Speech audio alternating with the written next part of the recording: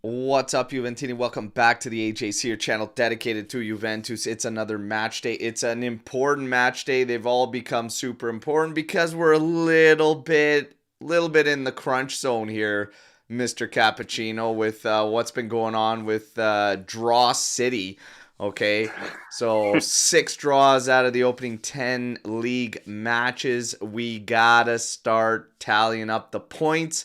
And we got a tricky one ahead today. We're going to talk about everything in the aftermath from the 2-2 draw to Parma. We, of course, have a midweek match firing up against Lille in Champions League. So there's a lot to discuss. And fans are mixed feelings right now around the fan base. Of course, you're always going to have those that are on extremes on one side or the other. I think the majority still are right there, smack dab in the middle. That's where I'm trying to remain. But I will tell you, I have some concerns. And it's up to these guys to prove to me that my confidence has taken a little bit of a hit lately, Joe. It's taken a bit of a hit. I'd be lying if I said otherwise. But we're going to hash it all out here today, everybody, all right? We are going to take a second to say what's up to everybody that's in the chat. We got Tuna Steaks in here. We got Tony Trim coming in here. Buongiorno Army, Game Day. Akira coming in. Forza, need a big win today. No excuses.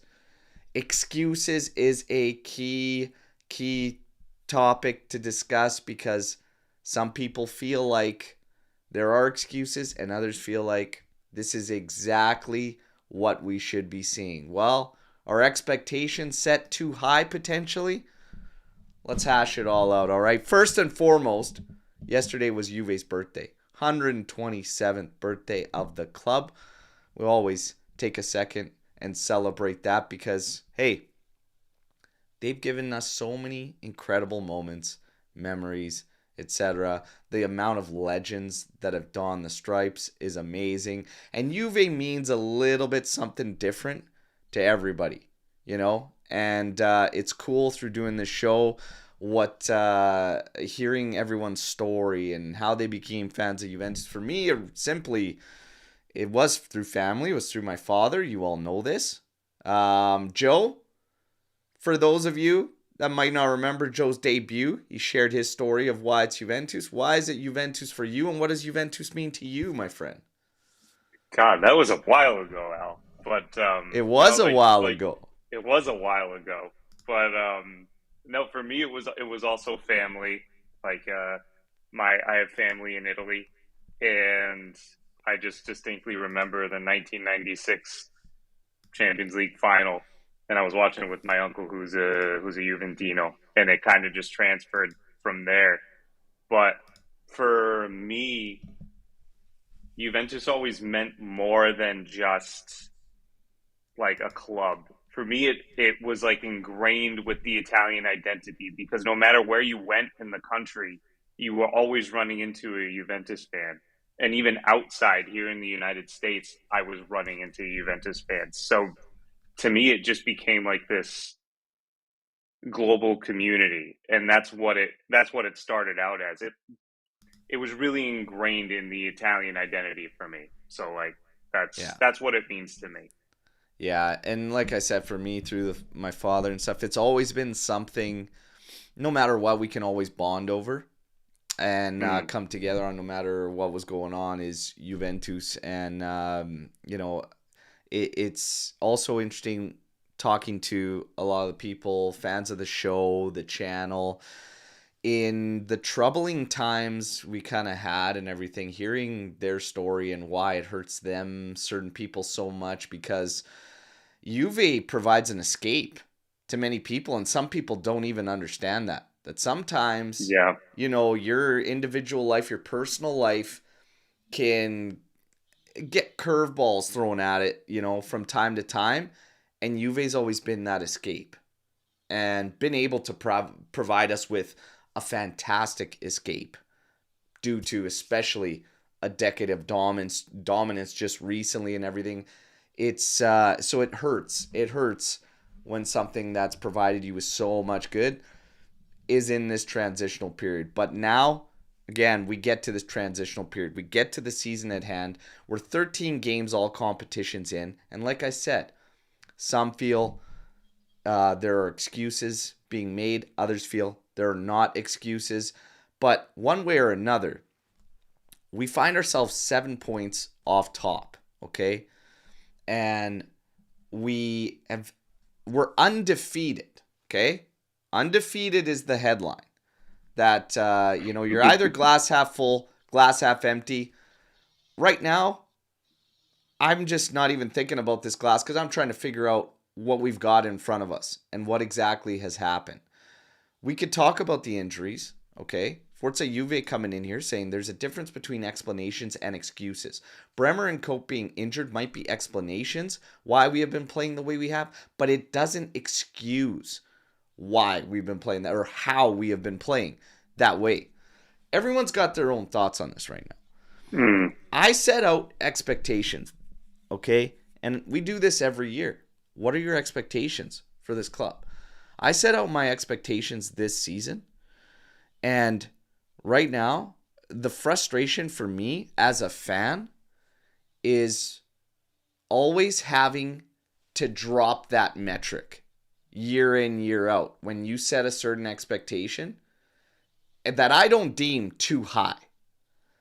If you're going to tell me that we lose Bremer for the season, okay, and we go into the season, I still think there's enough there for this Serie A to be fighting around those top spots, okay? And granted, we're not far from second, okay? We've got 7 points to the top, but we're not far from second. But it's what I'm seeing on the pitch where I am starting to raise some questions. And I'll share why I'm raising those questions. So right now, I don't know where to stand with this team. We don't know what we're going to see. My confidence has taken a dip because even with the injury, no Bremer, there's enough on the pitch to take care of Parma at home. And this is another concern for me. 4 draws at home, 2 wins out of 6 opening matches at home. You got to find ways to get those wins together. You got to find ways. But, Joe, I want to know where you stand currently. Are you in the middle? Are you leaning towards a bit more concern than you would like? Or are you still mostly optimistic heading into match days right now? Maybe I'm in the minority, but I'm still confident whenever we go out there. I guess I'm still kind of hanging on to that 4-4 draw against Inter because I really liked what I saw from the team. Like if this was the team last year, we don't get that kind of result. So that's the kind of thing that I keep thinking about in my head. I remember when we first signed Motta, and I was on the show with you, Al. You were like, How long do you give Motta? What's a good amount of time for him to have his system and everything in place and whatever, and depending on results. And I said, let's look at what happens a little past January, and then we'll take stock. I'm still going to stick to that window. I think going back to what was said earlier, yeah, Coop and Bremer are explanations and not excuses, but I think that it just highlights how much, especially in the defense, how much of an anchor Bremer was. I don't feel like we have a defensive focal point, and from there, the rest of the team kind of suffers. Because if you take away one really key point, the rest of it crumbles. And maybe that's kind of the issue that Motta needs to move around a little bit with. Yeah, you don't have a top 3 CB in the world in your team anymore. What are you going to do about it? So things like that. I'm still optimistic though. There are certain aspects I like. I feel like our passing is a little bit more crisp. Granted, I just saw the highlights of Parma Juve, so like bear with me here. I feel like I feel a little bit more confident in our passing game. Granted, there's probably still a lot of work to get done there. Um, Possession, things like that.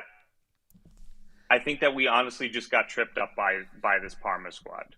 And I remember you saying when I was watching the show, El, that they're a very tricky team. Hopefully, we don't fall into that same mindset against Udinese because it could be more of the same this week. And like you said, draw city. But again, I'm optimistic about all of this. Let's just see what ends up happening. And I'm not trying to take my optimism away by any means, but I'm gonna say I'm a little weary to go as confident and as optimistic as I was for several reasons, which I will share now. But I have to state this, okay? Because something that's been happening for quite a period of time that kind of drives me nuts on social media, everywhere you go, when you share an opinion or you share your thoughts and feelings, people immediately take it to the extreme. So what I'm about to share is by no means me stating that I think the team should make any drastic changes at this juncture, okay? So I'm just going to preface by that, okay? But here's my thing. And the players, they're not going to be hit as hard as some out there get hit and whatnot by me. I'm actually going to put a lot of this on Mota right now. When we talked about Mota coming into the side and why we liked Mota, I still vividly remember all the reasons I decided I was in for Mota. And one of them was he seemed very methodical and very meticulous about his preparation on a game-to-game basis. I have to be honest, I don't think I could say he's nailed it on a game-to-game basis so far in 13 games because we've seen complete shit shows. You know, to be serious, we've seen games like Stuttgart where we were completely unprepared from what it appeared, okay? That's what it looked like. So we've had a couple games where we seem completely unprepared. In terms of lineup, and I know Joe's been having connection issues. He's going to get back on. There we go. But there's been a little bit of a lack of preparation, it seems. The amount of games where we don't start on time. And I saw the comments earlier on in this chat. Right here, Tony Trim. Start on time today. Michael Gagliardi. Juve has to come out much more aggressive and with a sense of urgency. Too passive in my view. I put things like that on the coach if we're not starting games on time. Okay? I'm going to go another step further into what I need to see. Right now, I still see way too many people talking about Champions League. And while we said we're only 3 points away from going up to second in the table, we're also only 2 points trailed by Udinese, who are in 7th right now.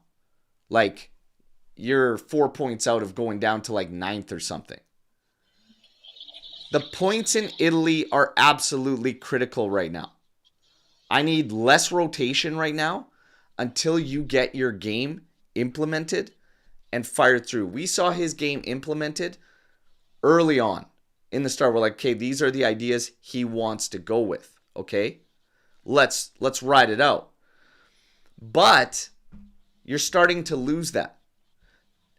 If you're going to say now, and I'm going to also add another thing, questionable decisions, because Danilo is a questionable decision.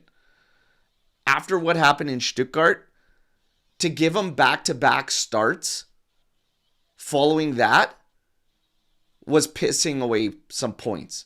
It was playing with fire, okay? Let's call it for what it is. You want to play a high line with Danilo when he's showed you and given you the examples that he cannot do it. So as a coach, I either expect you, if you're going to tell me you don't have the players available to do that, but that's your game, well, then I need you to adapt. And that's where I think we're running into a flux. You want to play certain guys based on whatever your criteria is, merit, etc. But if you have to change the way you play to make these guys work, then you have to do that. But if you're unwilling to budge and those guys can't do it, we have a problem potentially. So the way I look at it, Danilo, it was serviceable in a back three. Right now, can't do it. Can't do it. He's a 15 to 20 minute guy if you've got the game bagged, and probably most likely at the outside position. If you need a center back right now until we get to the January window, pull in Cabal as your left center back. And we've got guys that can cover on the outside, Cambiaso, Savona. I honestly think in a pinch, I'd have no problem with McKennie playing outside right, to be quite honest. But there's questionable decisions in there as well. In-game management from one half to the next. All I see is personnel changing. So again, I'm not saying get rid of this guy. I'm saying I need more from him. That's all. I need more from him. Even right now, in today's game, with the projected lineup, I said it yesterday from one of the projected lineups we saw. Play your absolute best. Get the 3 points. Worry about Champions League. We are not playing to a level that we should be looking past Udinese or Venezia, anybody. We're not there. Do you agree with that? Go your best 11 and focus on Champions League after. Italy is the priority. Agree, disagree, Joe? Agree. 100% agree. We need to rack up points in the league. Like, there's no two ways about it. We're not going sorry, guys, we're not going to be winning the Champions League this year.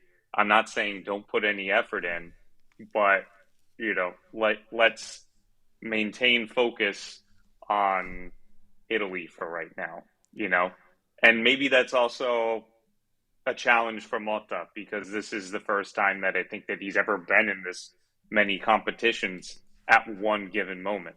So it's definitely it's growing pains for him for sure, but definitely shift focus. Start your best 11, get the 3 points. Let's move on and do, like you said, next week we have a midweek game against Lille.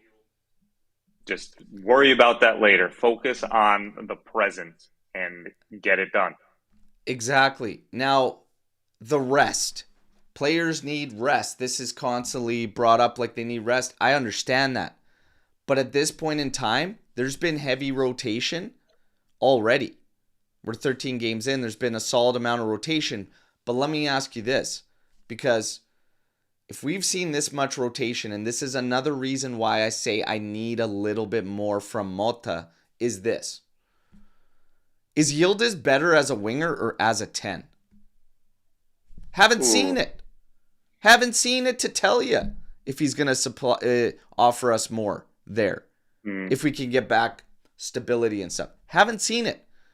Fagioli, are you more comfortable with him in an advanced role or as a regista? It's been hit and miss at regista. He had one great showing and one awful showing. And advanced, he's only come in as a sub. And he's been out on the flanks. Is that because of him or because of what Motta's doing? Why did he not play it the same as Cole Miners when he substituted him out? There's still question marks. Cambiaso, I think, has given more and been better on the right side.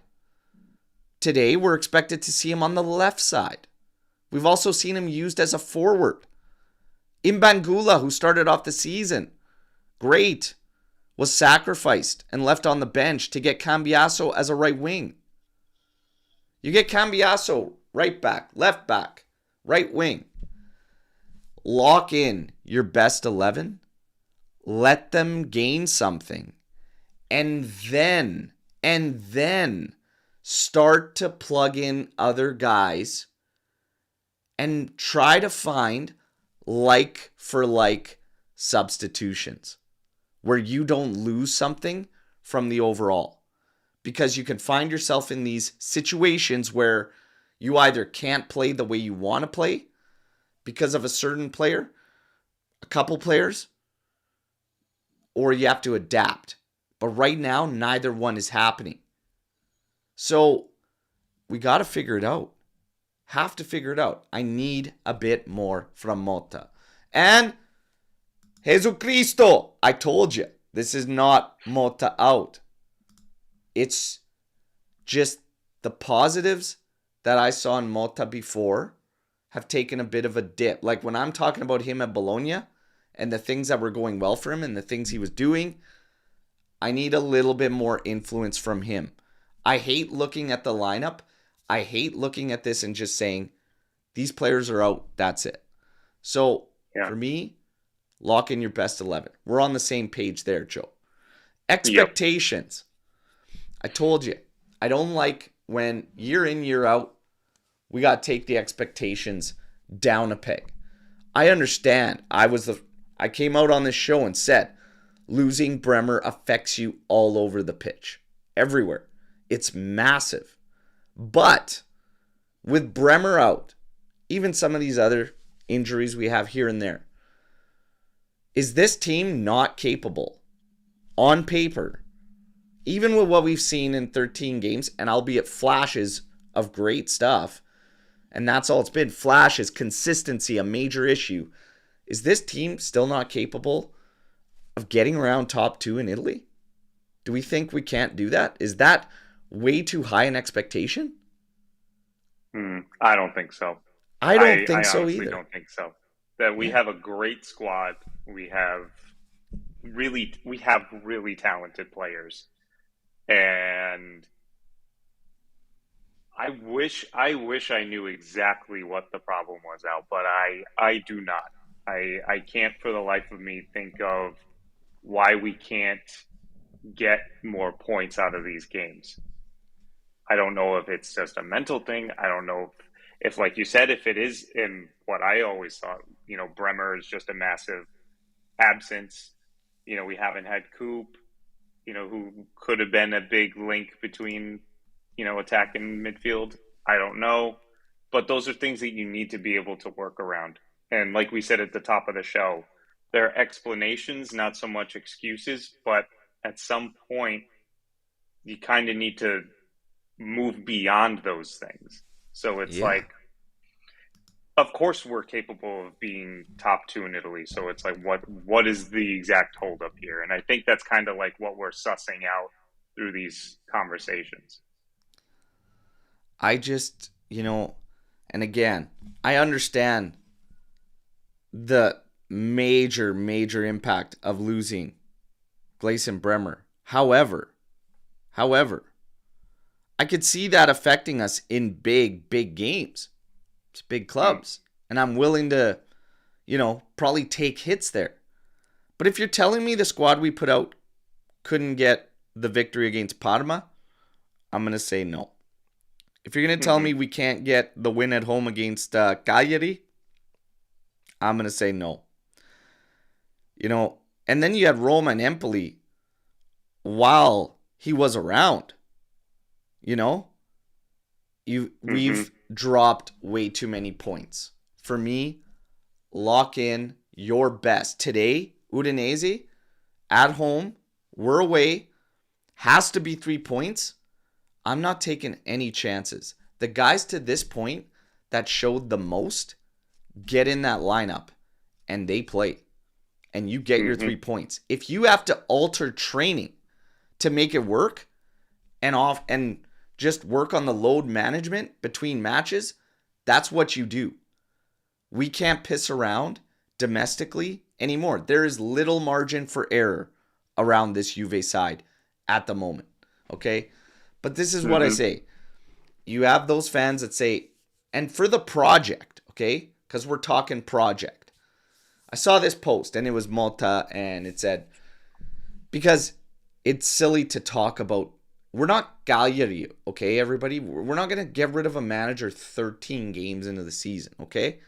The fact that this even was posted is crazy to me. That it was, oh, Malta is safe.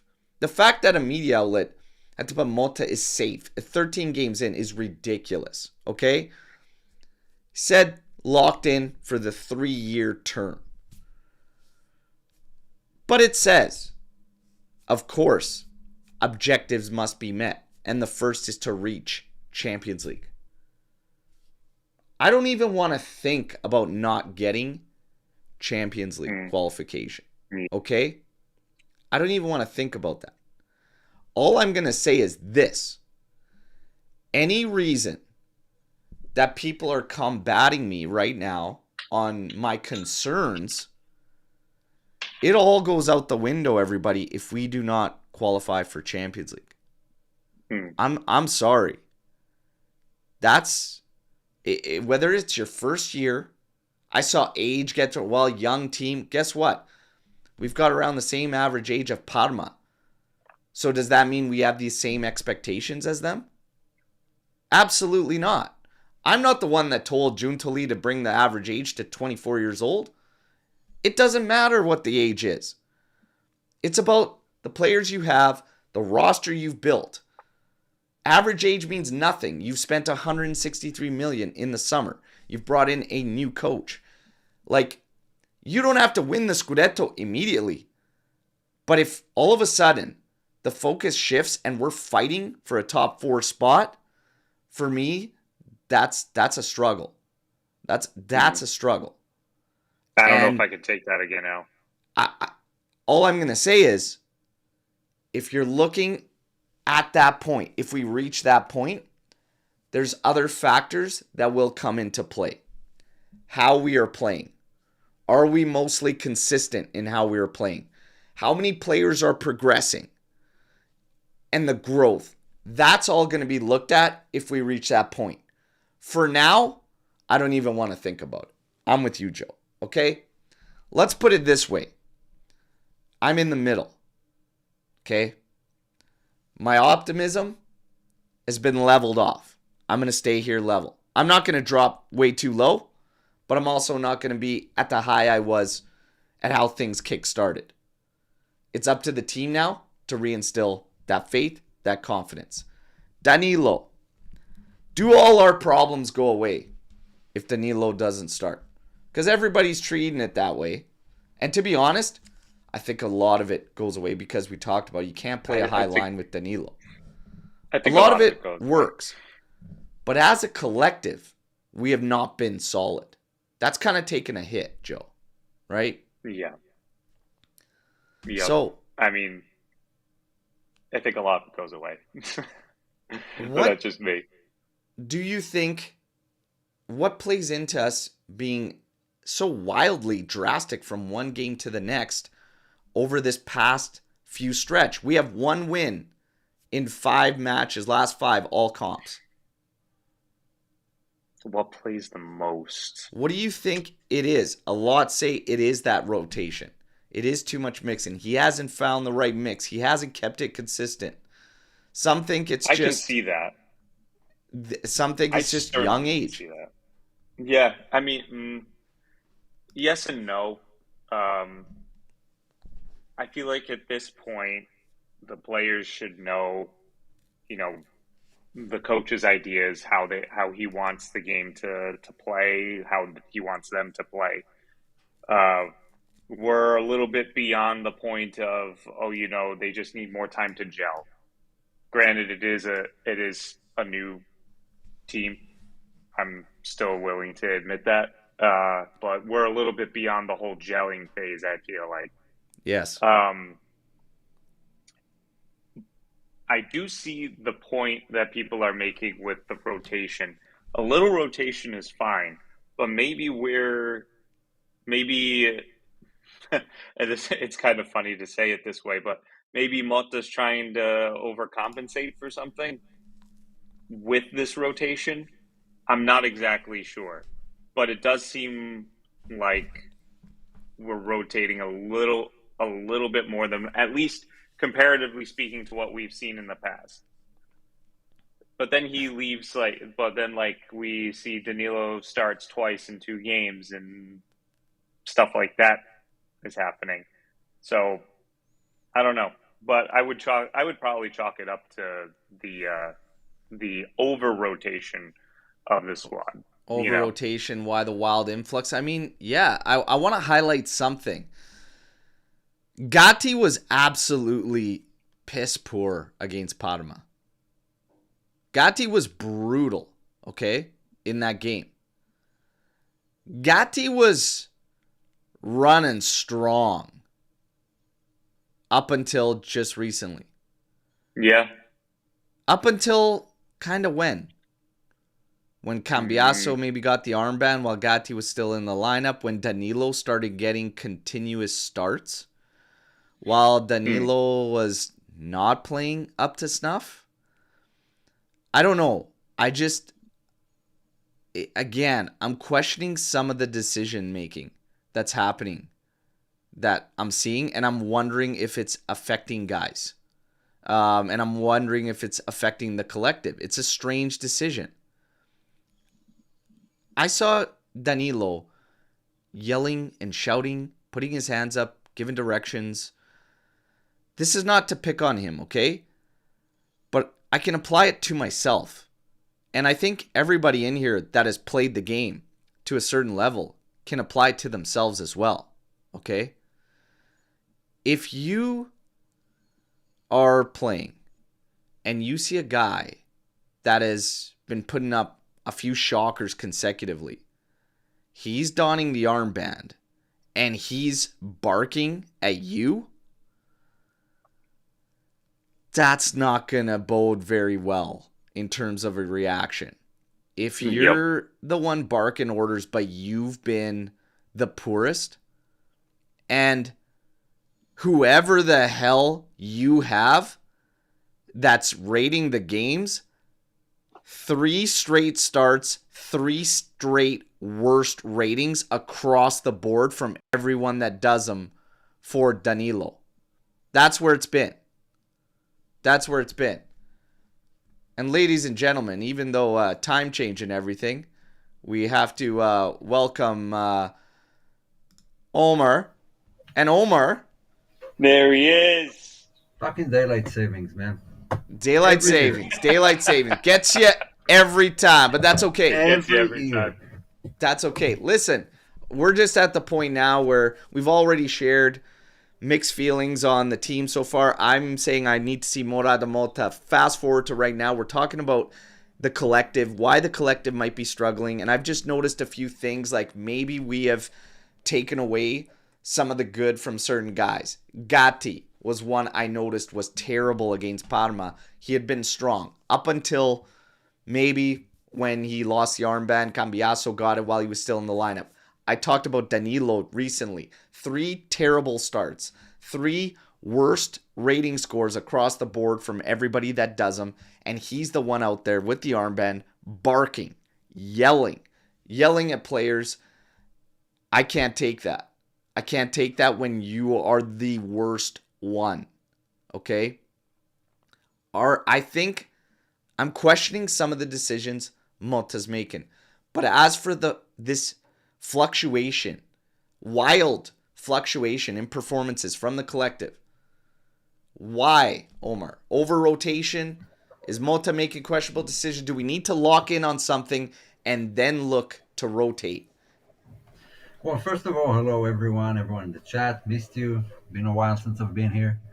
And look, I'm not that overly worked up about it. I think it's a lot of things are taking their toll. It just feels like early on. It feels like it's been 10 months, like nearing the end of the season. And it's only now November. I think youngsters taking their toll, tiredness, Champions League, international games, injuries, everything summed up to a new manager with a new team. Losing Bremer was the biggest thing that could have happened to us and affect our season. So Yeah, a lot of different factors. Danilo is doing horrible. I think Mota is trying to get him into shape because he kind of has to. And not a lot of options there. I don't know who they're going. Like Anthony said, anything with a pulse would be nice in January and to fill in the gap that Bremer left. So yeah, a lot of questions, but I'm positive. I'm still excited to see you. I've seen big shifts, a lot of big shifts in the way we play. I think a lot of it is down to no rotation, no just nothing. The same guys are trying the same thing, and it doesn't work every week. But it will. I'm looking back to the first Milan season with Pioli. They were horrible the first half of the season, horrible, and then they lost like 5-0 to Atalanta, and then in January something clicked, and it lasted for 2.5 seasons. So I'm still optimistic. I think we'll have a good game today, to be honest, because it's so unbalanced, and we see one day you score four at the San Siro, and then you can barely score two against Parma at home. It's weird. I don't think there's a general explanation that will solve it all, and we'll say, yeah, that's why it happens. It changes every game, and I have no answers.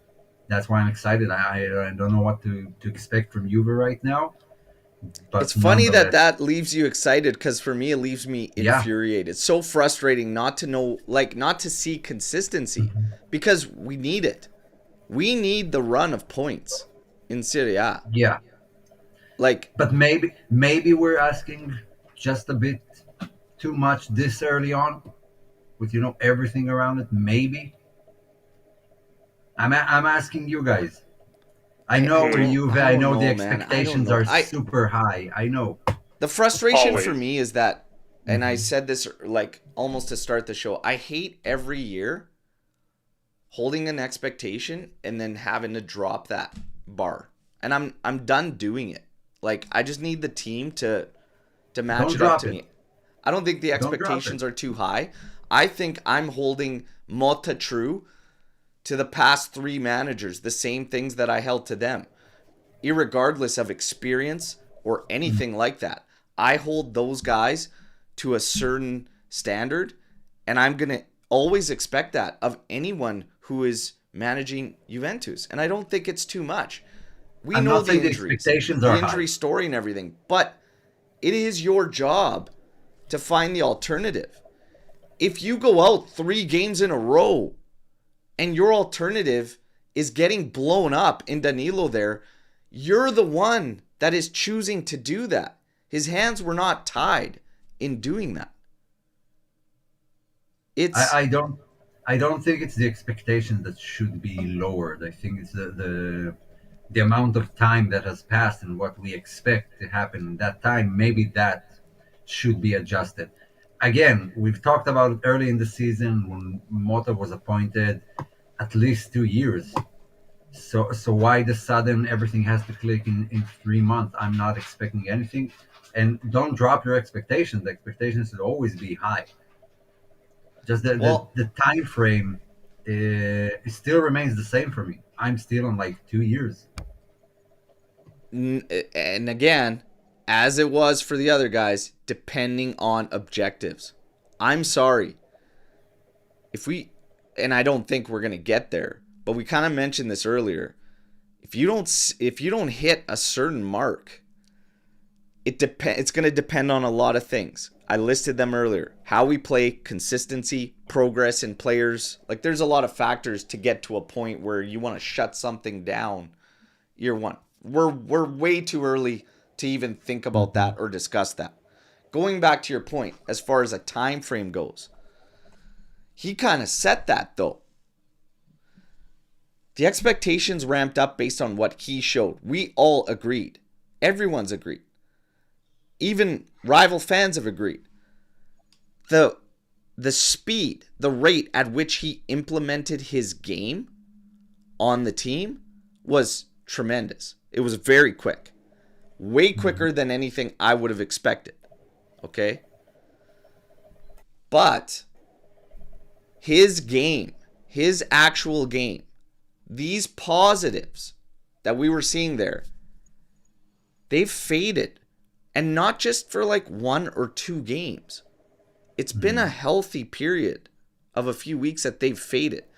I fail to believe it's faded because of Cole Minor's rib injury. And Kalulu and Gatti were holding down the fort just fine defensively. Collectively, defensively, we were fine. I don't know, like this whole time thing. You've lost what was going well, what you were doing good.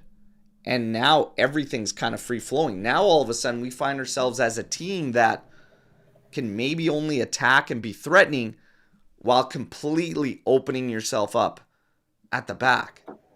That's not right. Yeah. Like you Again, lost the we core. lost the anchor. We lost. I mean, take Bastoni out of Inter right now, and let's see how their defense is doing.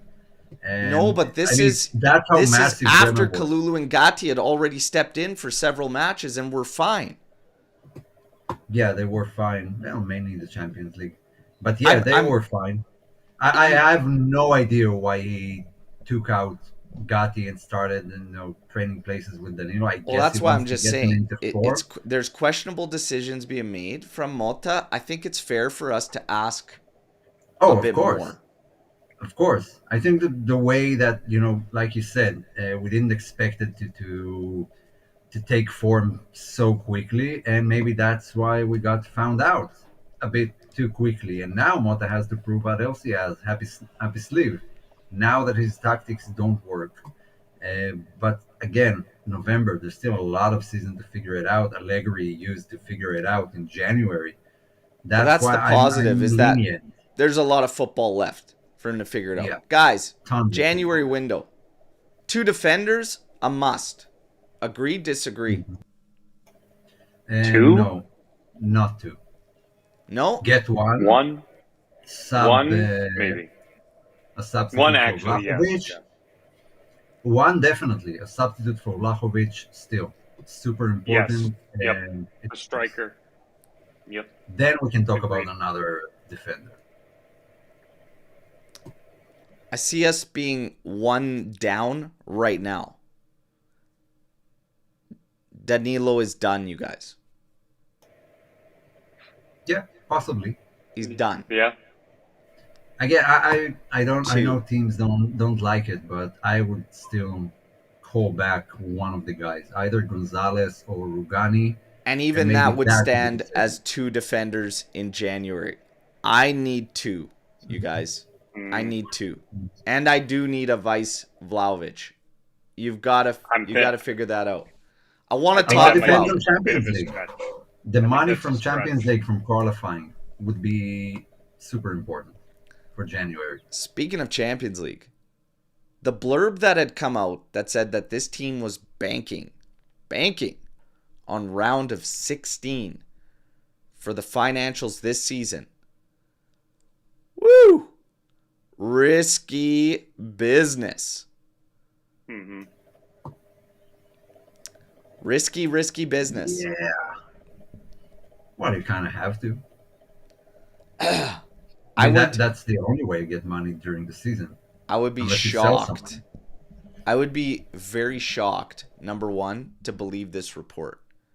If you're telling me a guy that worked this crazy, has been just almost obsessed with the numbers to a point where we were playing Moneyball this past Mercado, if you're telling me that we're going to put our eggs in that basket for round of 16 on a first-year team, a lot of changes, new coach, I fail to believe that. I really sounds fail to believe that, everybody. Yeah. Yeah, again, everything got thrown into a loop because of the injuries. I don't think he had Bremer out for the season in mind. I don't think Milik and whatever is happening with him started from 3 weeks back in July, and now it's been 4 months that he's been away. But And which kind of highlighted what we're actually missing, but that came out of nowhere. I don't think he banked on the money to purchase someone in January. I don't think that was a plan. No, not for financials, for moves in January. For financials this season, for the books. Banking on round of 16 as a target. All I'm going to say is, if there is any truth to this, maybe that's why you get such a fluctuation in rotation and that focus kind of maybe looking past certain opponents in Italy when we have these midweek clashes in Champions League. And for me, that is wrong. We should have taken Europe for just whatever happens. Try and be a thorn in everybody's side. Don't set expectations like that or bank on them financially. You could say, hey, we want to reach round 16. But if you're actually actively counting on that money, that's risky business for me, okay? So hopefully that's not the case, and I fail to believe. What about do. players? What about players and their performances? Because I've seen some players who suddenly dropped. I mean, against Parma, Cambiaso, who was one of our in the best first players, half. Yeah, he was horrible. He was losing balls left and right in that match. But I know some of the players, yeah, they have phenomenal performances, and then they kind of dip down the game after. I don't know if it's just fatigue or I don't know what it is. Some Even of this it, yeah, is due fatigue to thing, this preparation. whole fatigue talk, like I said, Yeah, it's still alter early your for fatigue. training, like sort it out. But the fact of the matter is you still have question marks around the lineup of what you're going to do, who's the best to go with, and we'll get more into this. But Vlahovic, Vice Vlahovic, I wanted to talk about Vlahovic. What do you think of his performance against Parma? Okay, I only watched the first half. I couldn't watch the second half. Um, the first half it was just pretty anonymous, to be honest, except for that big miss. It was pretty anonymous. Yeah, he's a very balls flying dependent striker. Like if he doesn't get the balls, he's not in the game, which is different from some of the strikers who get into the game. We saw Thuram for Inter, he just super involved. Lautaro super involved, and Vlahovic isn't. He's a target man. That's what he is. He doesn't have the qualities of holding up the ball and bringing others into play and understanding where everybody's running and making the moves. It's not the type of player he is. But yeah, I still see Vlahovic struggling to impose like his upsides on the match because he has upsides like his strength, his physical strength, and his face to goal match. He's just bad with his back to goal and some other stuff, and he fails to impose them on the match. That's where my main issue comes with Vlahovic. But again, no options. Joe. Not a lot of options. Okay. Joe, is Vlahovic big time detrimental to the overall game of this team?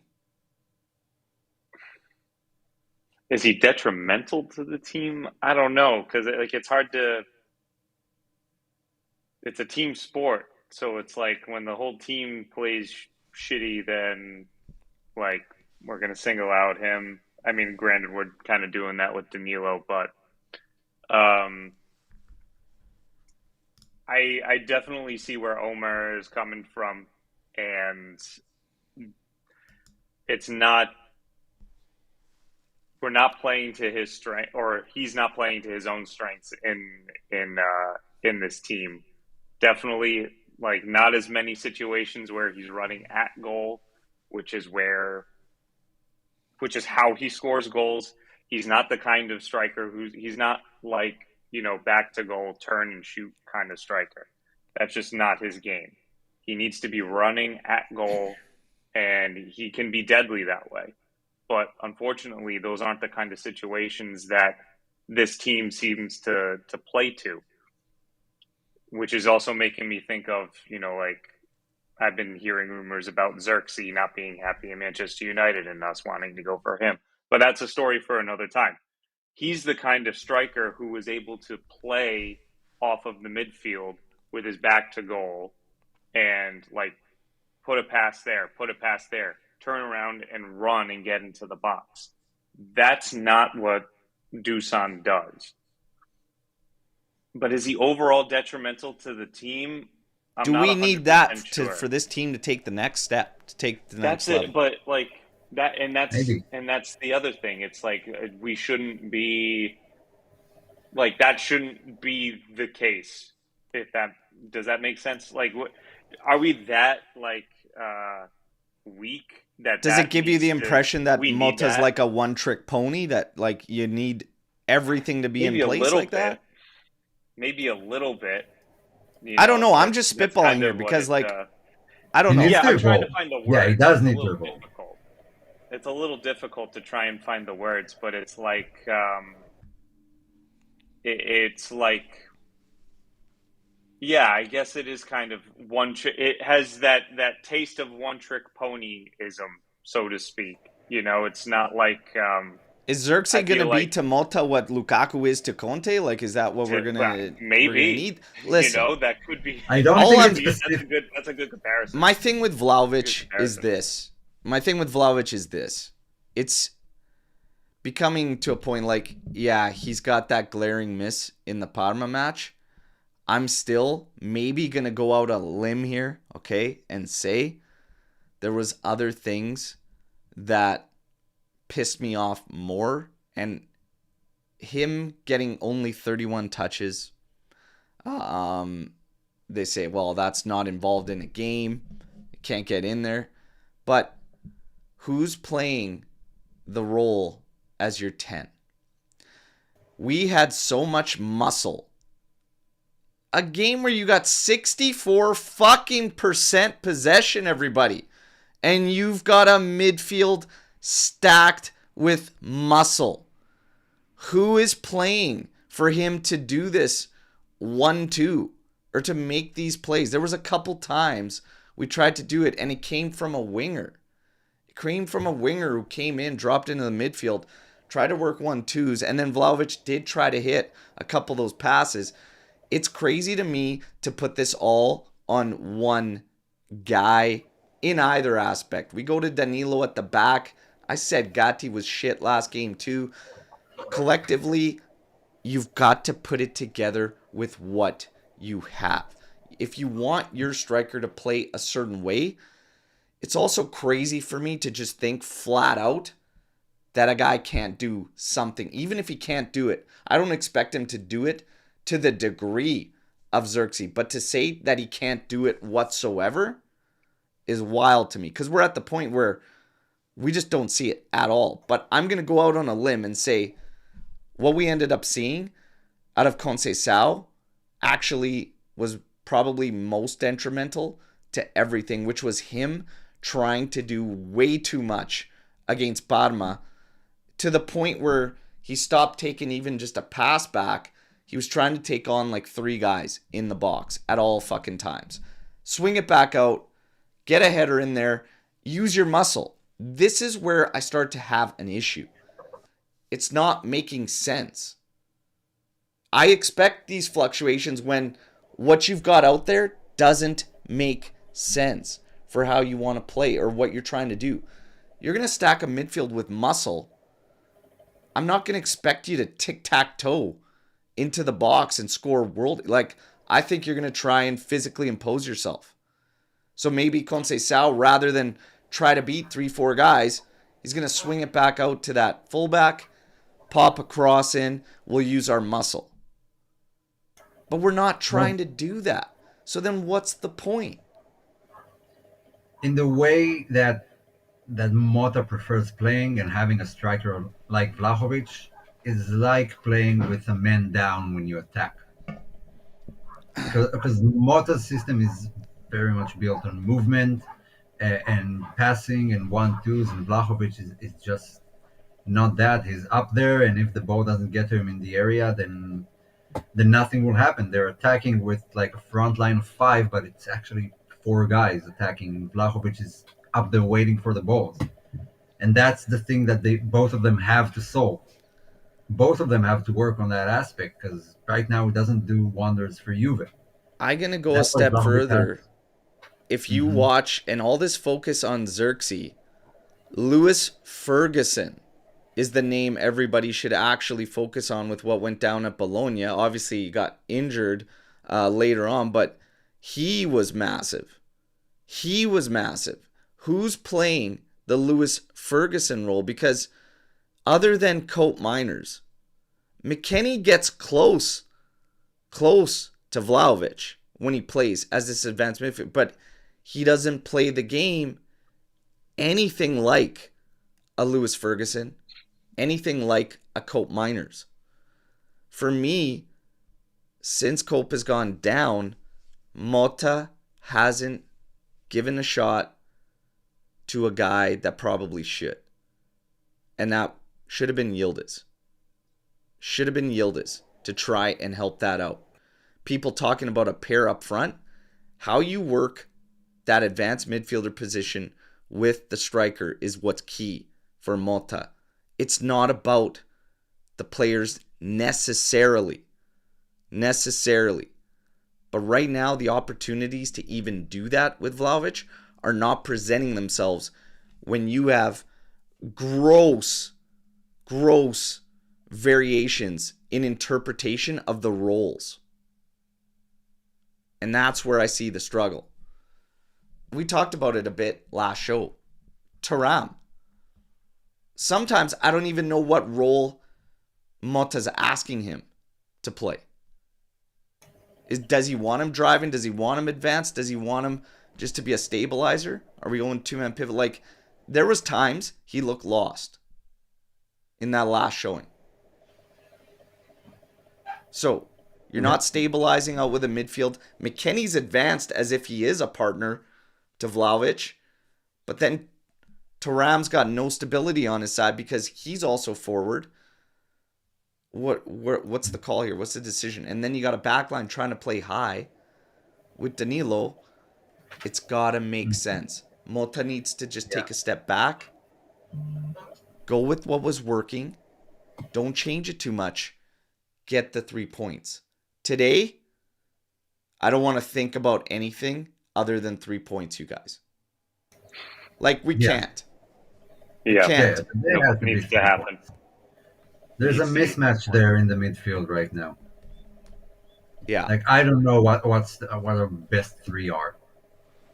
Well, let's get into this. First off, this Udinese, positive start to the season, have recently taken a dip in form, seeing them drop points. They still find themselves in 7th, 2 points behind us, and at home in league play this year, 4 wins, 1 loss. No draws. Strong at home. This is not a gimme by any means with where we're at mentally. Okay? Not a gimme by any means. Udinese were missing Toven, Sanchez, Christensen, and Eklenkamp for the midweek loss to Venezia. And the latter and Tovan were expected to return for this game. They lost Isaac Toure to a suspension.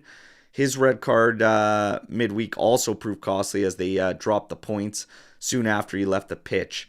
We expect 3-5-2. Okoye, Gabasel, Biol, Gianetti, Ezube, Lovric, Karlstrom, Eklenkamp, Zemura, Tovin, and Lorenzo Luca, who many want to see Juve sign in January. Okay? This is going to be no gimme. For us, 2 wins and 3 draws in the last 5 in league. 1 win in all comps last 5. Mota is facing a bit of heat, and this one's going to be tricky. Lille in midweek Champions League. I said, don't think about it. Play your best. Projected lineup, Di Gregorio, Savona, Kalulu, Gatti, Cambiaso, Locatelli, Thuram, Weah, Cope Miners, Yildiz, Vlahovic. Now we get to the goods. What do you guys think of that lineup, first and foremost? It's what we have, don't we? It sounds good. It sounds like a I could think lineup immediately of damage. 3 changes I would make immediately. Mm-hmm. Oh, I put Conce Salvac in there, but at the back. But Weah has been good in recent games. At the he back. has been good. At the back, again, as we stated earlier, you got guys doing well in certain spots, you go with them. If you're going to play him anyways, but on the left side, Cambiasso on the right side, Kalulu, Gatti, Cabal on the left side, okay? And you know what? If you're talking about rest, if you're talking about Champions League, like I said, alter your training, load management. We need points domestically, period. Locatelli, he's got to be in the midfield for me based on everything we've seen so far. If Cope Miners can play, he's your 10. The other midfield spot will be going to Weston McKennie. Okay? So you can also go 4-1-4-1. But you can use McKennie as it. And honestly, even the way Cope Miners plays advanced, he gives you so much work defensively too. It's fine. Weah has been good, but he does not sit Conceição. And then you have Yildiz on the left, and you have Vlahovic up top. We need 3 points. And I think Conceição needs a rest. A bit of no. a rest. Just the way he plays is very demanding physically, and yeah, I'd much rather have him against Lille. And I'm not focusing on Champions League whatsoever. I'm sorry. I'm not. You can put your best foot forward and make 1 or 2 changes in Champions League. Mm-hmm. But I'm not taking chances. I said best guys possible against Udinese. Get 3 points. Weah is in good form, but he's always on the verge of an absolute shocker. That's how I feel about him. Like, even if he's in form, he has not given us the standard or created the standard where even when he's in form, I bank on him. That's how I feel about it. I don't know. I can see that. It's just I can sort of see that. And you know what? It makes sense. These guys and again the rest, the minutes, etc. Put these guys up to guys around European football and the minutes played and everything. Conceição is still far down. He's fine. He's fine. Take him off in the second half. Take care of business. What did we say? One of the trends that we hated, well, at least I did anyways, start this game on time. Start it on time with your best. Give them one of those. That's where my issue comes from. But I feel like we have been better away this season than at home. Actually, like our best performances have been to Leipzig and possibly Inter, and I think we're just disappointed. We're more disappointing at home than away. You're 2-2 away from home outside of Champions League. You're 2-4 at home. Phenomenal. That's great. I think we'll be fine. Udinese are tricky. They're like on and off in seasons. One season they're horrible, then they're starting at the top and then they're dropping down. It will be a tough one. And what I want to see more is Juve pressing the gas from minute 1, because usually they get into the game around the 20th minute and they let the other team like settle in. And if we concede that early goal like against Parma, it throws everything into a loop, because then we have to kind of break that low press, which we failed to do so far this season. Yep. Low block. Go out, guns blazing from minute 1. Get an early goal. Just don't wait it out till the second half. You're preaching to the choir.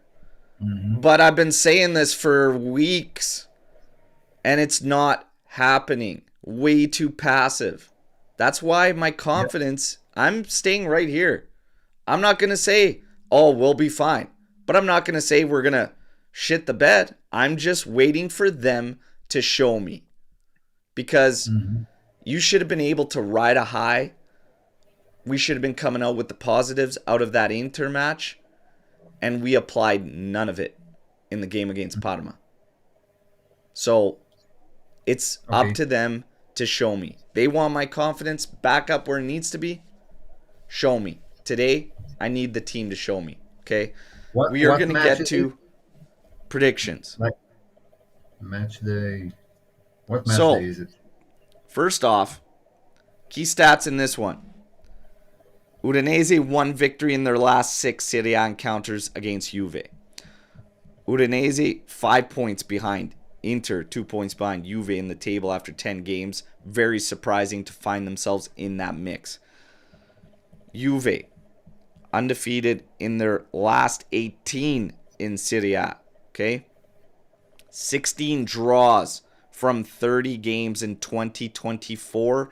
More than any other club in Europe's top 5. Gotta find that extra bit of something.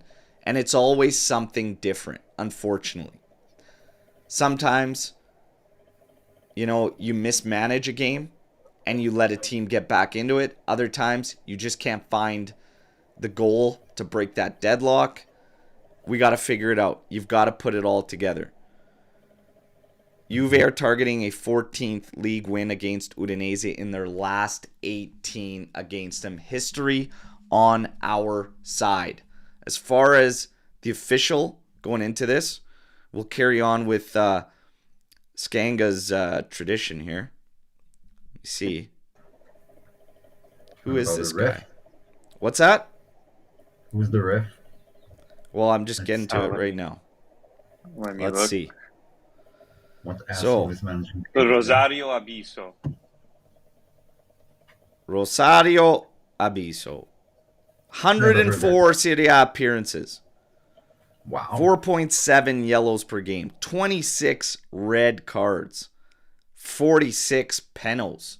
Almost a 50% call on a penalty there in games he officiates. All right. You guys? Mm-hmm. Something about the final score. Referee. Final score. 2 tiebreakers. Let's go. Giddy up. Okay. Everybody in the chat, let's go. Fire them out. Matt's coming in hard right now. A dirty 1-0 win for Juve. 3-2 Juve. Woo. I'm going with 2-1 Juve. Damn it. That's what I was going to do. Mm-hmm. Omer going 2-1. Considering like 1-0. Yeah, I'm not thinking about it. We need 2.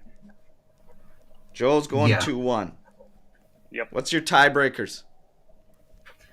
I always have the same ones. I don't know, maybe we finally score from free kick, set piece, whatever. That's a good one. Yeah, I've been saying that every week, but eventually I will be right. See, like if we had Bremer, I'd be like Bremer from a corner, but we don't. Yeah. Man, what a hit. I'm going to say first yellow card. It'll be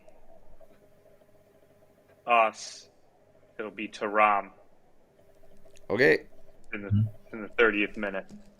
One worrying trend is the amount of penalties and red cards we got in the past 5 matches, let's say. Yeah. And now it's saying we have a referee with 50%. I got a list of worrying trends, brother. 1-1. Wing of Winter 2-0. Flavy 4-1. 4-0. Whew.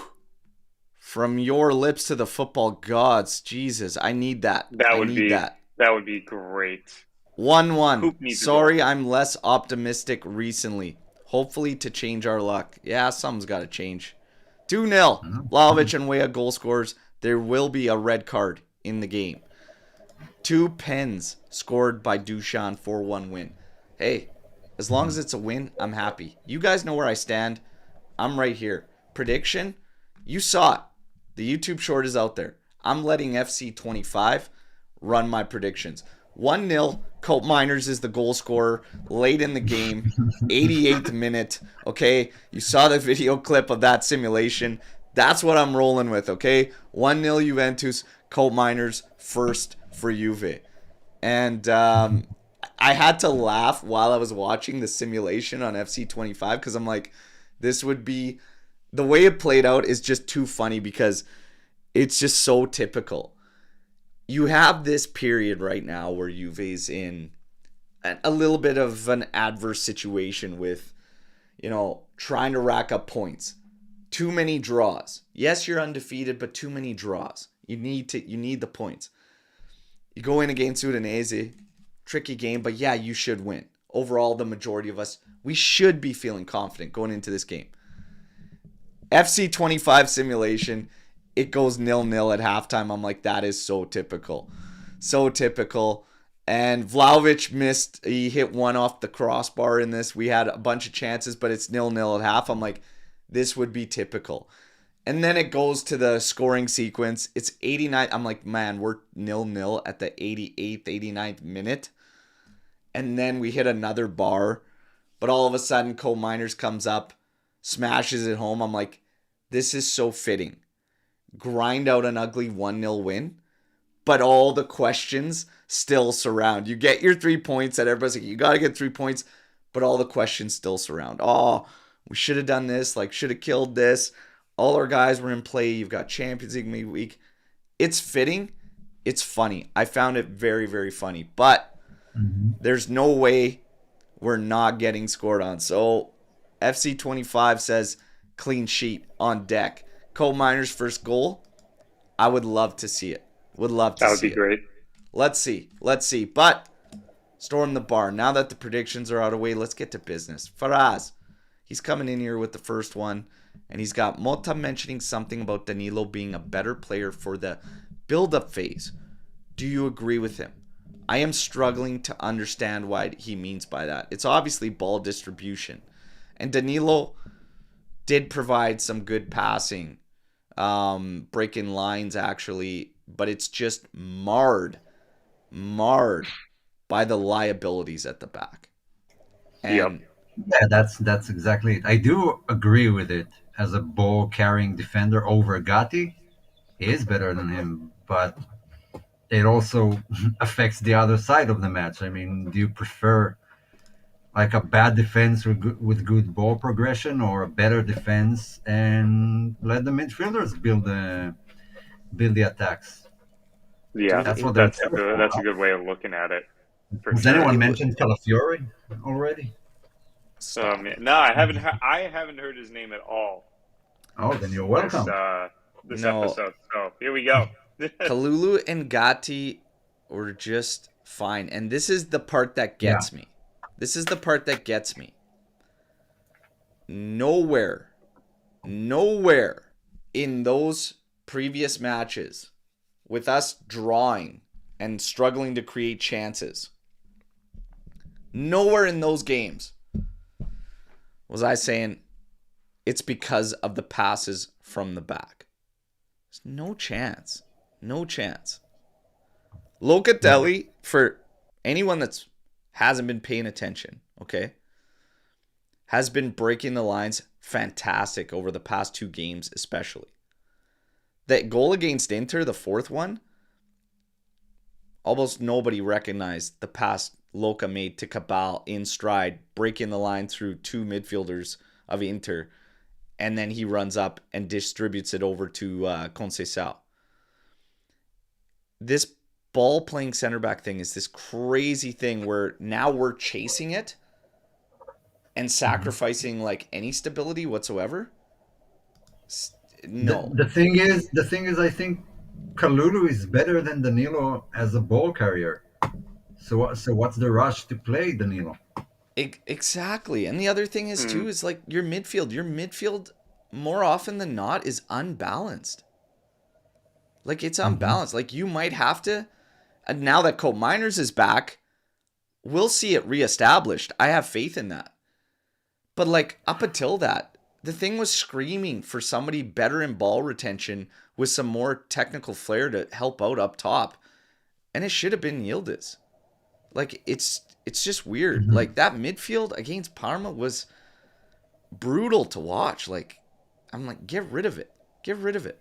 Do you reckon Mota keeps playing Danilo as center back or learning his lesson and plays him as a fullback or not? If he hasn't learned his lesson now, then I'd be very, We're very in scared. trouble. Yeah. Yep, we'd be in trouble. Like I said, Danilo should be kicking himself more than anyone else. Like, 15 to 20 minutes. 15 to 20 minutes tops in a game that's probably, winning and at fullback, really. But Jesus, if he hasn't learned his lesson, God help us. Luis, leaving in January to fund a big purchase. Seems too early, but when I look at the guy, I see a guy that doesn't want to be there. I hope he does well and stay, but what do you think? I don't even see him enough to realize whether he wants to stay or go. I also do not believe you can move him in January because he just came in. So I don't think it's even a possibility, but I'm not even near that right now. The injury's frustrating and everything, but the whole thing is frustrating. You got to figure it out, and part on Luis, part on Mota, because the same thing I applied to Thuram applies to kind of Luis. McKennie, it's somewhat defined, but still not fully. With Fagioli, it isn't unless he's playing in the heart of the midfield, but determining and establishing the roles of these mids and who you want to do what needs to really make sense. There are certain partnerships that I think just won't work. I'd be shocked if some of them do work, but there's definite combinations that you need to go with. Luis, you need to figure out what you want out of him, what role when he does come back. Fagioli, you need to figure out what you want him to do. Thuram and McKennie, they shouldn't be sharing the pitch for me. It's one or the other. But I think it's about establishing roles more than anything. But I'm so far from thinking about sending Luis away. I'm not there. Yeah. I'm not there. Sending him away. But, in the injury front, I saw questions about Milik. Milik's like December, everybody. Before we talk about it. If you're looking at Nico Gonzalez, that is infuriating because we were hearing Derby de la Mole. Well, first we were hearing Inter. Then it got pushed back. Now it's pushed back again to potentially after the international break and Milan. That's like end of this month. We may have found De Sciglio's replacement, everybody. Oh, come on. It's too early for that. Too early for that. I don't know what happened with him. Again, sometimes I feel like the press is giving us the hope that the player is going to be fit at some point, and then it keeps getting pushed back. And I don't know what happened with him, how serious the injury is, or why he's failing to recover in time. But maybe that's the original time that should have been said. Like if they said right off the get-go mid-November, then it wouldn't have felt so bad. Yeah.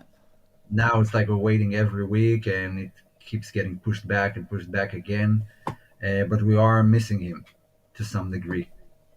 Rotation, I still think he would be super useful. And if not in Champions League, then in the league. But again, it's a bit too early for me for all of that. For all of those conclusions of sell this guy and that guy and this guy can't play anymore. Way too early for me. Joe Cappuccino's concern would be what happens with Lehman in all of this situation, right? Lehman's got to stay, right? Right, Joe? Yeah. Oh, 100%. Yeah, that's my main focus. It's always her. But there you go. The ladies, man. The ladies. Tuna steaks. What does Giuntoli prioritize? Vice Vlahovic or the defense in January? I would promote Afenia Gian from Next Gen with his first team experience at Roma. Weah, more time at 9. Sign 2 defenders in January. Joe, what do you think Mota will prioritize? I think first of all, that's not the worst plan that I've heard in the world. It sounds doable, but I think that he'll prioritize bringing in somebody in the defense just because of Bremer's injury. So priority will be the back line. I actually think both will be equal priority. Personally, I think Bremer's injury moved the defender up in the pecking order. I think his initial plan was a striker. and now he kind of has Yes, to get a definitely. defender. I'm going to twist this question a bit too. By the way, speaking of the plan, Fenya GN, great point brought in here by Matt that next gen is scrambling right now. We heard about Paulo Montero set to get the sack. They're looking at 3 potential candidates. Gonna suck that Montero won't be involved anymore, but they're looking at changes. As far as rating their players at the moment, probably not the best idea, but I was gonna twist the question a different direction. Should Yildiz be attempted at that role whenever Vlahovic needs rest ahead of Weah? Which would you prefer to see there? Yildiz. Me too. Like as a striker, or like Leading a the false lineup there nine. at the top, yeah, whenever Vlahovic In is out. in terms of holding up the ball and what Xerxes did, I think Yildiz would be better at that than Wea. Wea is blistering pace. It's running down the flank. It's not like a striker. He's not a striker material for me. Out of all the Maybe I options, I just would have a play hard time Nico. seeing Yildiz, but I think it could work. I think it could. It'd be worth a shot either way. It'd be worth I a think try. Yildiz, the quick things that hit me on why I tried is stronger on the ball, better touch, better finisher. Yeah, I don't know. I just immediately, like, Weah's touch is suspect. He's very quick, but usually that doesn't help us because of how teams play us the majority of the time.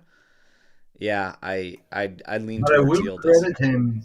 I will credit him for his movements into the area. We've been missing Yep. that a lot, and he's suddenly there at the back post all the time, which pushes Vlahovic forward or more centrally. I always felt like Vlahovic always goes to the far post, and it never works out. How many cutback passes have you seen that worked with Vlahovic?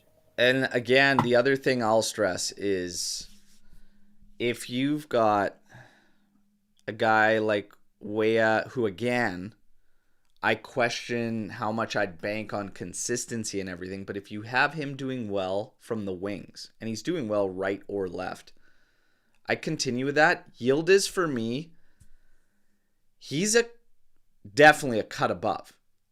A guy like him, and I said this a lot lately, focusing on left wing, the 10, etc. A guy like him, I see him as a player, just needs to get on the pitch, to be honest. Yeah, you know Like, that free roaming role you have on FIFA. That's yeah, kind of how this is for me. It needs to be a bit more free roaming because he's effective everywhere, and I don't like it when he's stuck on one side. I like yeah. him I getting think in I the think center. he needs some freedom. I think he'll be just absolutely fine. In terms of Hanini comes in here, will Luca dunk on us so we buy him in January? Possibly. I mean, Hey, if he hey, gets a goal, then we have to buy him. Yeah. banking on Juve targets to score on them has been a good bet historically over the past several years. But yeah, I don't know. As far as Lorenzo Luca though, just in general, will be good to watch him if he is. And apparently, even the bigger guys have come out and said legit candidate for joining. I'm curious to watch him today because, and this is just me, and I want to get your 2 thoughts on it. But I feel like he's also technically lacking. I don't know if he brings that cut above technically and build up and everything like that. So I feel like it would be good, but I don't think it's like he'll be this crazy like solution or anything. I feel like he might be close to Milik, but not as good technically. I don't know. Hmm. I'm curious to see him today and how it goes. But Joe, your thoughts on Lorenzo Luca? I mean, he'll certainly be one to watch. I mean, I feel like we always get like excited about like these guys coming up. I mean, he's 24 years old, but he's like you said, Al. He's like sort of like Milik, but less technical. Yeah, So wouldn't exactly solve that. I Wouldn't have exactly a I have solve a kind of tough the time problem. applying him to Mota's game to be like, Yeah, the, you he's a know, big boy. He's very tall. yeah, So Yeah, that would be it would be an interesting thing to see, but I mean, he'll be one to watch for the Yeah, game, see how he for plays. sure, for sure. Omar, what Oh, do you think about Lorenzo Luca? I don't know. I'm having a bit of a tough time with those half a season wonders since what's his name was Piontek and Piatek, all Yeah. yeah. those guys who have like half a great season and then yeah, guy. Which I Those actually have guns, a I photo with mean, him. I his actually saw guns him in the fizzled street. out pretty damn fast. I'll tell you that. Yeah, they did. Yeah, but I met Turned him in into the squirt streets guns. when he played for Milan, and I got a photo with him. I actually met the entire Polish team, Oh yeah. and Really? except for, yeah, just I was at work and Except suddenly they all Chesney? showed up, except Tech and Lewandowski. They were the only Oh ones. man, imagine Omar. Yeah, Oh, we all needed that in our life. A photo of yeah, Omar and Tech having a smoke. yeah. I saw, That I would have saw been them. great. And yeah, that was my first thought. Like I saw them and then, wow, the Polish team. Where's Chesney? Where's Chesney? And I ran over to them and I saw like Zielinski and Piontek and Glick, if you remember him, some other guys. But Yeah. Tech, and I was already having my cigarettes at the ready, to just give him one, give it Ha, for me. that would have been epic. Would have been Yeah, epic. but it didn't So happen. But you're a little gun nonetheless, shy. So let me ask you a question. If not yeah, Lorenzo Luca, who in January? that's the real question. Yeah. Um, Who's available, Yeah, who's available? And first that and foremost? Maldini's name came up, and all those Calimuendos and some other guys from other leagues. My main choice right now would be Gyökeres from Sporting. The guy Oh, is dude. absolutely on fire. I Just mean, there's no way that we're getting him, You but that would be guys. yeah, amazing. You guys. he'll be around 40 million, but that would be my top pick. I don't know if they can pull it off somehow. I'm The running most predictions realistic off is FC 25. We're not taking it a step further and going Mercado, okay? Gyökeres, that would be a summer thing, and we would need big yeah, sales. yes. Yeah. So I think the Xerxes is actually realistic, especially with Hmm. what's his name, Ten Hag leaving now. Maybe on a loan until the end of the season. Something Wouldn't has to happen now. that would be something? That would be Yeah, something. if That they would can be pull it off. something. That would be something. That would be worth trying. The other name I've heard thrown around, and it's not. I don't like it. What But do you think about Jovic, Hoyland? Jovic, yeah, it's not very exciting. No, God And no. what do you think about Hoyland? Oyland, hmm, I don't think bringing him much, back and to City, huh? I called Man Doubt U it. out for making that signing at that price tag from Atalanta. That was Oh, the one. price tag was exaggerated. Yeah, It was super exaggerated. It was so Again, exaggerated. They fell half a for it. season wonder. that was crazy, crazy. That another Pionte case for me. That's why I'm careful with those half a season wonders. If like no, the same frustrations would come up. And this is what I feel like even Lorenzo Luca, like some of the same frustrations we're seeing now at that role, I think still stay there with those guys. But at this point, it's like you just need a body almost, you know? But again, We I need would something different we have from some what we have. alternatives we could try. Yildiz presents one until January. January, I'm not against Lorenzo Luca. If Xerxes is a possibility at like a loan, I don't see how you wouldn't take that if it opened up. But Lorenzo Look, Luca would be Chesko, fine. Today, he could change my mind. Let's see. Tuna steaks. Do we sign Del Prato from Parma in the summer after his Cannavaro reenactment of 2006 against us? This guy came out of no. He was the same guy. Picked up the goalie gloves, I think, in that game. Parma got their goalie red card. I think he stepped in there, ended up conceding and everything. But god damn, he was all over the place against us. We don't like half season wonders. Do we like a one game wonder, Omer? absolutely not. No. Let's wait and see But on it was good Del in Prato. general. He He's was good. been, yeah. Oh, he was In general, crazy he that was game. solid this season. Yeah, Hands down, his best performance of the season.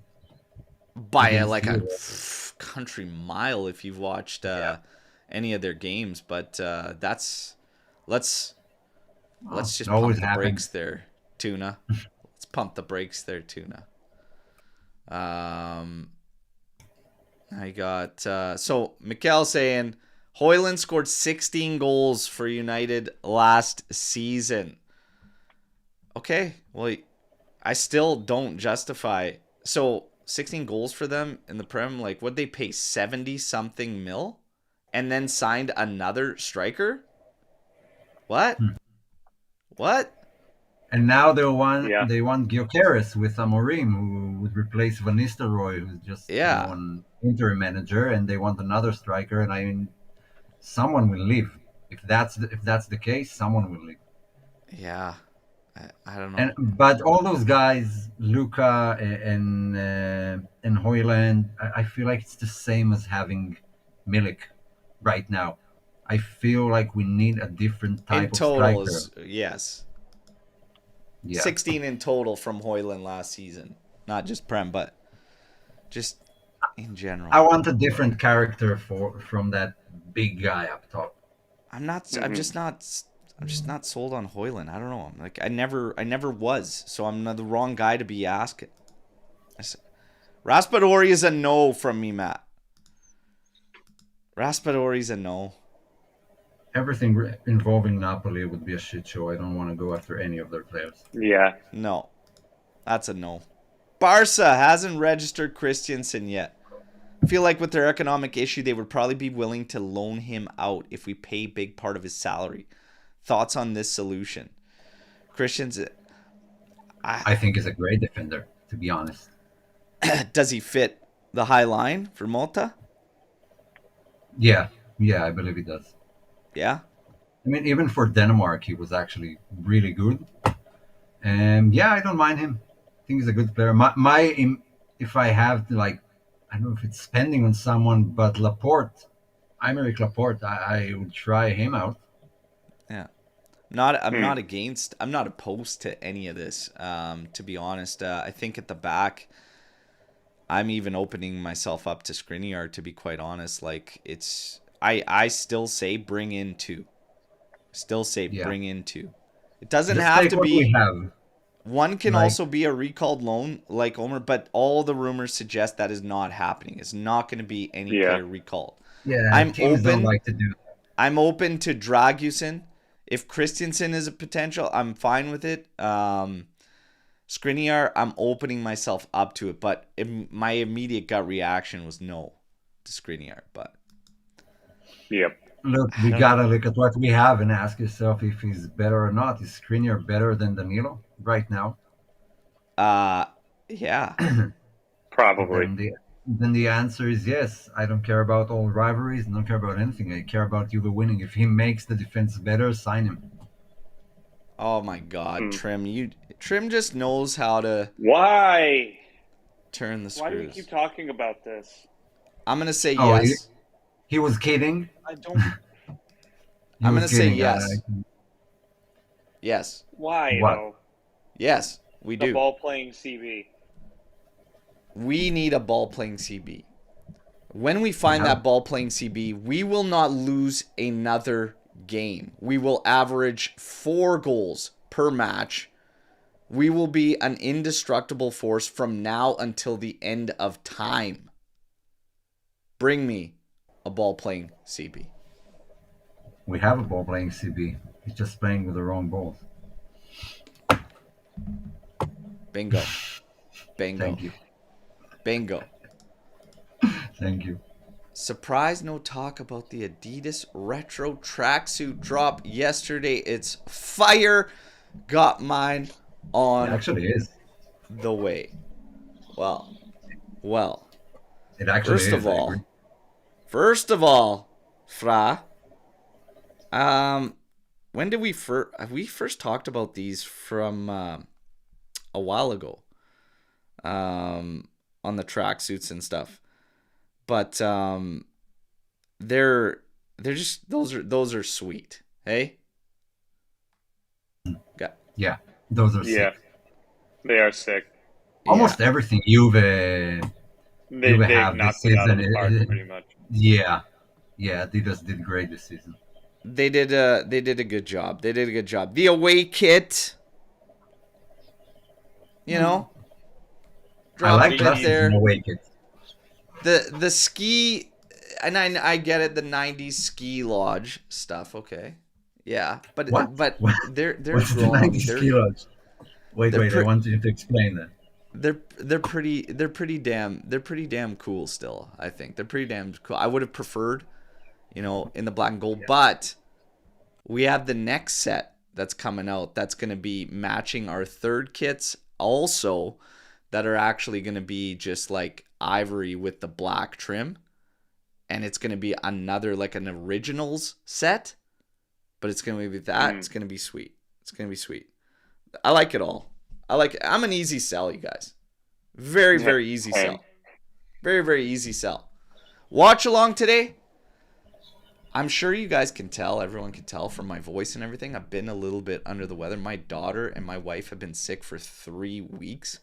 Is it still going on? Oh, my God. It's insane. So it finally got me 2 days ago.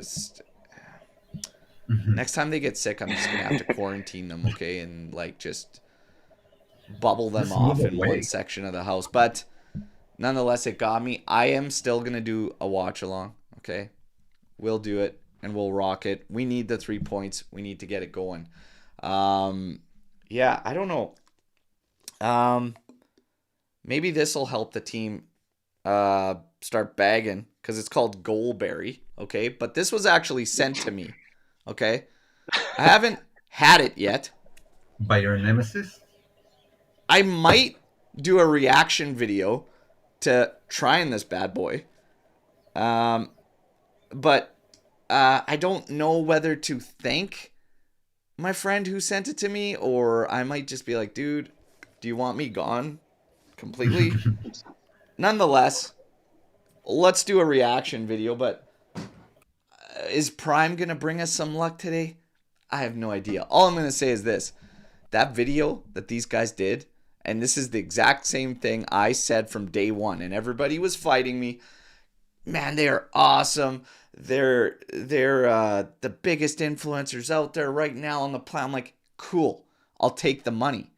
I don't want to see them in content around my club. And sure as shit, ladies and gentlemen, what do we get but these 3 mutts walking into the Juve locker room and acting like clowns, as they are. The minute I saw I Show Speed, every time I see him, I like turn off my phone and leave the house. I can't look at that guy.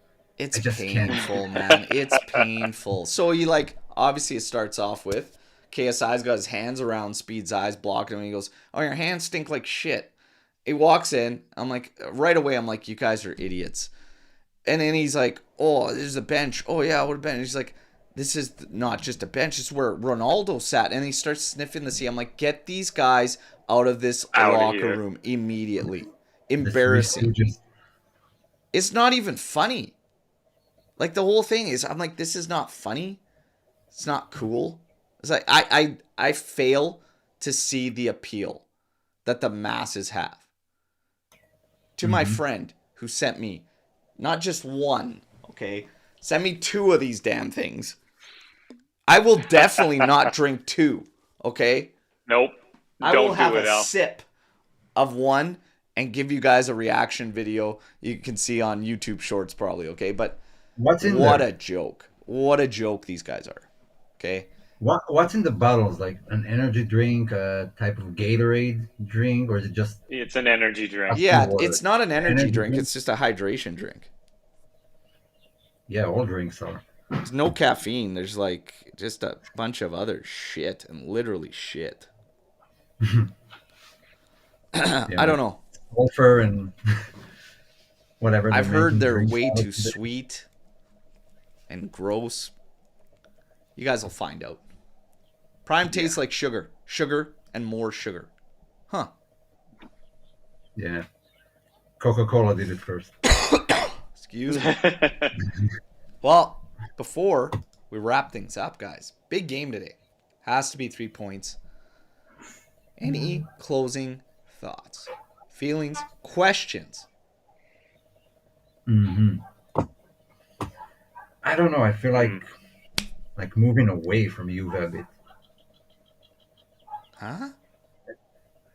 Like have a question of Juve.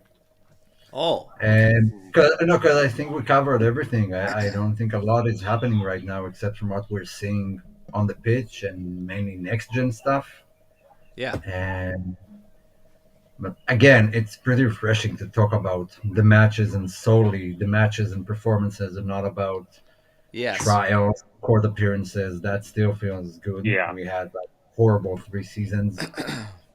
Done I don't know how many podcasts every season, and every time we talk about things that are not football related, and it's annoying as fuck. And A so new yeah, scandal every week. that's a positive to be honest. Hmm. And How about old school Toto Di Natale from Udinese? Oh, Wouldn't it he have was I think been, class. The dude? That streets guy remember. was crazy, and it kills me because like on FIFA when you play Ultimate Team, his cards always insane amount of money. But man, Toto Di Natale was just unreal. We had Quagliarella obviously join Juventus for a bit, Yeah. and he was another guy that did damage. Quinta, there was a And time that was their Yep. front three: Quinta. Di and Natale, Quinta, Quinta, and Quagliarella. That was sick. Correct. That was like, I man, mean, Toto. Udinese. Let's Every talk time about I think Udinese. Udinese though, I immediately go to It's Toto Di Toto Di Natale, Natale. Yeah. man. Yeah, Yeah. I think That guy Udinese was are He's a kind mid-table of. baller. I yeah. think they're underrated in terms of discovering young talents. I know Sassuolo gets a lot of praise for the talents they find, and Empoli. But Udinese has been steadily finding new talents for, I don't know, 20 years now. Yeah. And they usually don't disappoint. And that's why they're having on and off season. They bring players out, then we buy those players from them. Then they have a dip, and then they find new guys.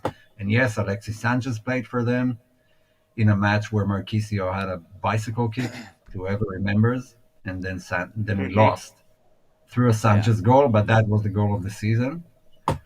And I don't hate Udinese. I think what they're doing is fine. They have their own stadium. I think that club is managed in a good way. Yeah, for And sure. if I'm That's looking for youngsters, I'm looking at Udinese. Hmm. yeah. There They you go. have done a good job. Like you took the words out of my mouth, Omer.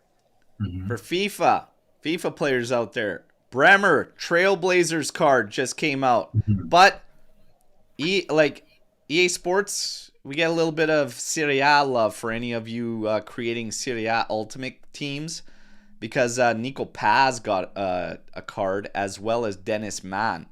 So you could really shape up your Serie A lineup with those Trailblazer cards. Wait for Bremer though. Price should go down a bit after this weekend league, okay? But not an awful lot because that's probably the last special card we'll get of him for the rest of the season. We got a Yildiz Team of the Week card as well, available for Evolution too. And then Kalulu. Kalulu got a little bit of a drop there with a French Evo on his card. Take advantage. Hmm. I got them all. Let's rock. Now, Okay, can you draw comparisons with the first Conte season to some degree? to this one. Yes. Just to throw it Yes, you out can. there, Conte had 15 draws during the season. Like compared to this season, he had 4 in 10, and we had 6 in 10, but the schedule was a bit different. But he had draws against Bologna, Catania, Chievo, Genoa. Then it started being Napoli, Roma, Udinese, Cagliari. I mean, not against top tier sides. That's why I'm not overly worked up about it. It took a bit of time to get things together, and I'm not expecting an undefeated season, but we're still I'm undefeated. not overly worked up about it. I'm just at the No. point now though where I need to see consistency set in. I need to see consistency set in. I Hmm. need the questionable decisions to stop and I need the matches to start on time. I need the shitty Hmm. trends to end basically. But I'm not overly worked up. I just need to see a healthier push towards a better final product. That's all. More consistent final product. That's all. Like, I don't like seeing the same thing over and over without solutions. Like, that drives me nuts. So if I'm sitting here for 3 matches in a row saying, there's another shit first half, there's another shit first half, there's another shit first half, this is why now I'm at the point where I'm right here in the middle. I'm not going to get too fired up because I want to see you guys get fired up. That's kind of where I'm at. That's kind of where I'm at. I love this question from Pino. We will probably wrap things up on this question. I can't wait to hear what the live chat's got to say on this one. But this one's great. If you could choose one Juve squad to play on yourself, which era do you choose? I'm immediately torn between 2. I am immediately torn between 2 squads. And that is... I think I know mine. I think I know mine. It's either the 97-98 Juventus or it's the 2003 Juventus. And the only reason I would shy away from the 97-98 Juventus is because of Buffon and playing with that guy at the same time.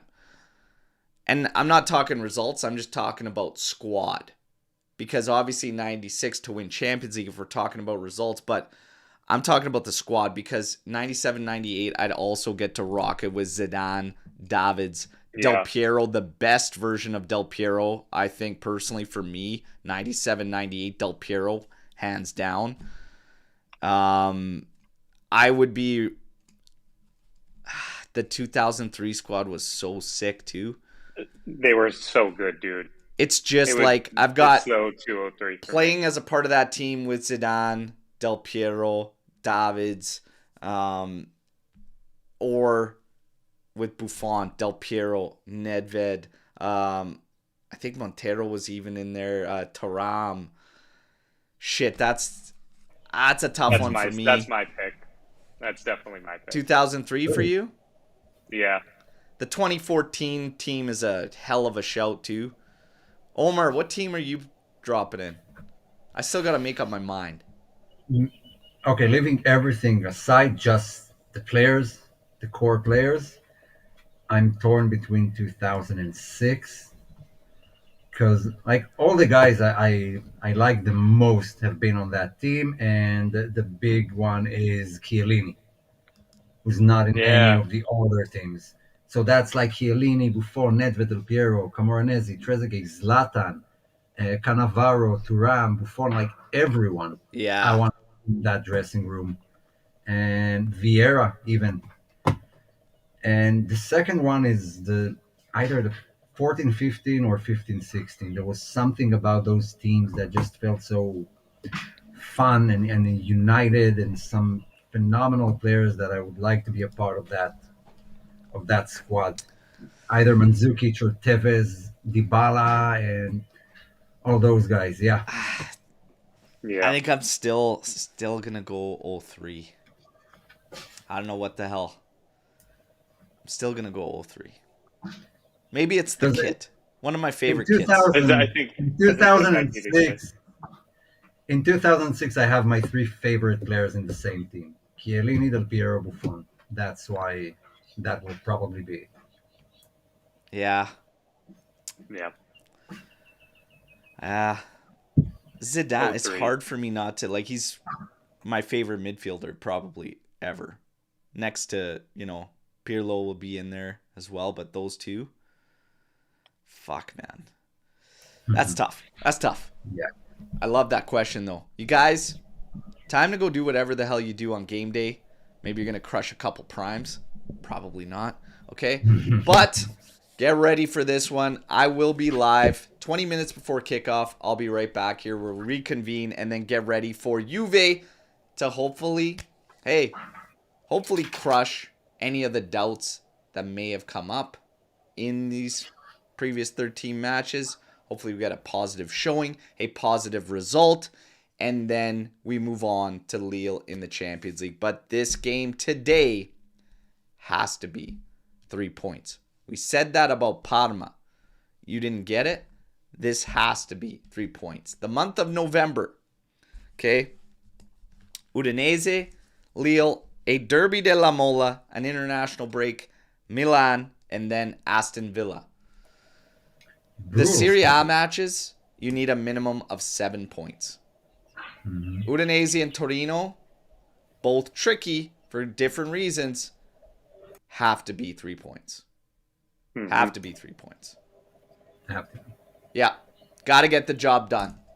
Omer, Joe, absolute pleasure as always. Live chat. You guys are the best. We know that. Drop a like. All right. Subscribe if you haven't already. Join the AJC Army. We'll see you 20 minutes before kickoff. As always, no matter what. Fino alla fine. Forza Juventus. Ciao tutti. Take care.